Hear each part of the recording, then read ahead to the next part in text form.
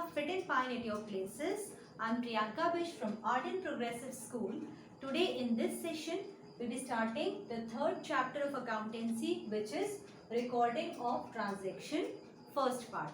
In the previous chapter, we have studied about the various accounting principles, also about the accounting convention, and we have also studied about the GST, which is goods and service tax, types of GST, its components, etc. So now in this chapter, we will be studying how to record the transactions which are identified, and after identification of transaction, we know these are recorded in the books called journal. So before starting the numerical portion, first we will learn about the source documents. Source documents are very important documents for the business organization, as with the help of these source documents only the transactions are recorded in the books of account. Second, we will be learning about vouchers and its types. What are vouchers and what are its types? And third, we will be studying about classification of accounts.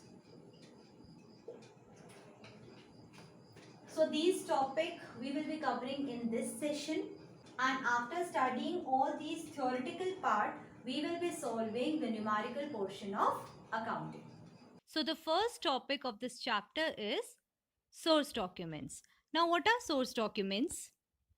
These documents are the first record about the details of a business transaction, which means whenever the business transaction takes place, the details of these transactions are first of all recorded in source document.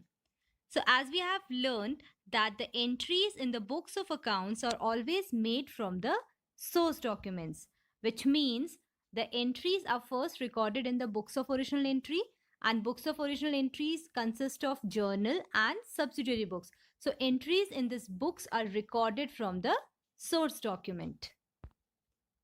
Source documents includes the date, amount, parties involved, and the nature of transaction. Now, according to the verifiable objective of principles of accounting, each transactions recorded in the books of account should have proof to support it. So source document is also considered the proof of recorded transactions. These documents are required for audit and tax assessment, so they also serve as a legal evidence in the case of dispute. Now, the most common source documents are cash memo, invoice and bill, receipt, debit note, credit note, pay-in slip, and checks. So starting with the first type of source document, which is cash memo. So cash memo means when a trader sells goods for cash, he gives cash memo, and when he purchases goods for cash, he receives cash memo. So details regarding the item, quantity, rate, and the total price is mentioned in the cash memo. So as we know, cash transactions are always recorded in the cash book. So these transactions are recorded on the basis of these cash memos, which means all the cash transactions which are recorded in the cash book, they are recorded on the basis of cash memo. So here is a specimen of a cash memo. So in the cash memo, the name of the company, its address, cash memo number, and date is mentioned, and also the name of the person to whom cash memo is given is also mentioned. Apart from this, the quantity, description, rate, and amount of item is also mentioned. Next is invoice and bill. So invoice and bill means when a trader sells goods on credit, he prepares a sale invoice, and the original copy of the sale invoice is sent to the purchaser, and its duplicate copy is kept with the seller to make the record in its books of account. Similarly, When a trader purchases goods on credit, he receives a credit bill from the supplier of the goods. So we make an invoice on credit sale but receive a bill on credit in purchase of the item. So here is the specimen of a invoice bill which contains the name and address of the company, invoice number, date, name and address of the customer, and also the quantity, description, rate, and the total amount of the item. Now next is receipt. So receipt means when a trader receives cash from a customer, he issues a receipt containing date, amount, and the name of customer. So the original copy of the receipt is given to the customer and its duplicate copy is kept with the trader for making the records in the books of account. In the same way, when we make payment, we obtain a receipt from the party to whom we make payment. Next is debit note. Now debit note means when we return goods to a supplier and we prepare a debit note and send it to the supplier with the return goods. Also, debit note is a document which indicates that supplier's account is being debited. Now, why supplier's account is being debited? See, when the customer returns the good to the supplier has to pay back the money of the customer. So that is why the supplier account is being debited, because there is an outflow of cash from supplier's account. So here is a specimen of a debit note which contains debit note number, invoice number, name and address of the company, name and address of the person to whom it is sent. It also contains the date of transactions, name of account which is debited, amount, and the reason for debit. Next is credit note. Now what does credit note means? When the goods are received back from a customer, a credit note is sent to him indicating that customer's account has been credited in our books. Now why customer account has been credited? See, the amount paid by the customer on the return goods will be paid back to the customer. That is why the customer's account is being credited with the same amount. Next is pay-in slip. So pay-in slip is a form available from a bank and it is used to deposit the money in the bank. And each pay-in slip has a counterfoil which is returned to the depositor, duly stamped and signed by the cashier of the bank. So pay-in slip basically means when we have to deposit the amount in the bank, we have to fill the deposit form. And this deposit form is known as pay-in slip. Now the last source of document is check. So check is an order in writing drawn upon by the bank to pay a specified sum to the person named in it. And each check has a counterfoil in which the same details as entered in the checks are filled. And this counterfoil remains with the account holder for future reference. We'll be discussing the topic vouchers. So what are vouchers? Vouchers are a kind of source document, or we can say voucher is supported by source document. So on the basis of the source documents, entries are first of all recorded on vouchers, and then on the basis of vouchers, recording of entry is made in journal or books of original entry. Vouchers are printed separately by all the firms in their own names. Vouchers are prepared by an accountant and each voucher is countersigned by an authorized person of the firm. So how vouchers are different from source document? We will distinguish between both of them. So the first basis of difference is source document is a support to the voucher, whereas voucher is supported by source document. Second is source document is not prepared to record transaction, whereas vouchers is prepared for the purpose of recording transactions. Third is source document contains full details of a transaction, whereas vouchers emphasizes on which account is to be debited and which account is to be credited. Fourth is source document is the evidence of transaction, whereas vouchers are the documents of correct recording of transaction. So now here is a specimen of transaction vouchers. So transaction vouchers contains firm's name, voucher number, date, debit account, credit account, amount, narration, authorized by and prepared by.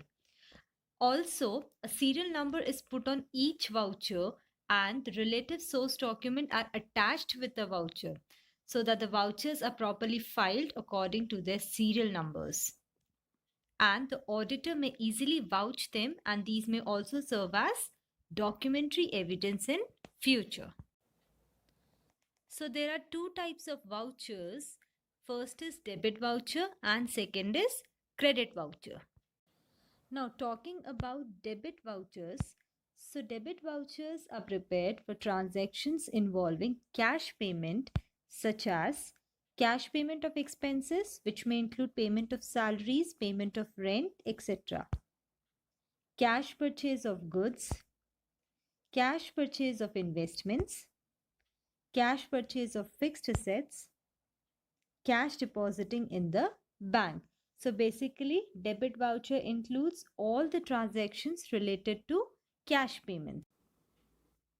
Now here is the specimen of a debit voucher which contains name of the firm, date of preparing voucher, serial number of voucher, name of account debited, narration, that is a brief explanation of the transaction together with the necessary details.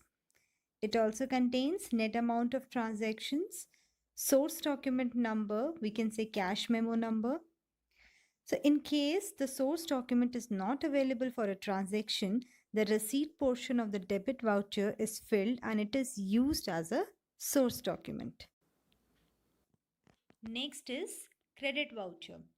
So credit vouchers are prepared for the transactions involving cash receipts such as cash receipts of income, that is commission received and interest received, cash sales of goods, cash sales of investments, cash sales of fixed assets, and withdrawing cash from the bank. So credit voucher basically contains all the transactions related to cash receipts. Now, here is the specimen of a credit voucher. So credit voucher basically contains the following information, which is name of the firm, date of preparing voucher, serial number of voucher, name of account credited, narration, that is a brief explanation of transaction together with necessary details, net amount of transactions, and source document, we can say cash memo number. So at last, there is one more type of voucher which is known as compound voucher. Compound voucher is basically a document which shows the transactions that contain multiple debits and one credit, or which contains multiple credits and one debit. So there are two types of compound voucher, debit voucher and credit voucher. Most important topic of accountancy, which is classification of accounts. Now, accounts are classified in order to keep a systematic record of two aspects of transaction. So the first classification is personal account and second is impersonal account. Now this impersonal account is further classified into two accounts, which are real accounts and nominal accounts. So we will learn about these accounts one by one. Now starting with the first account, that is personal accounts.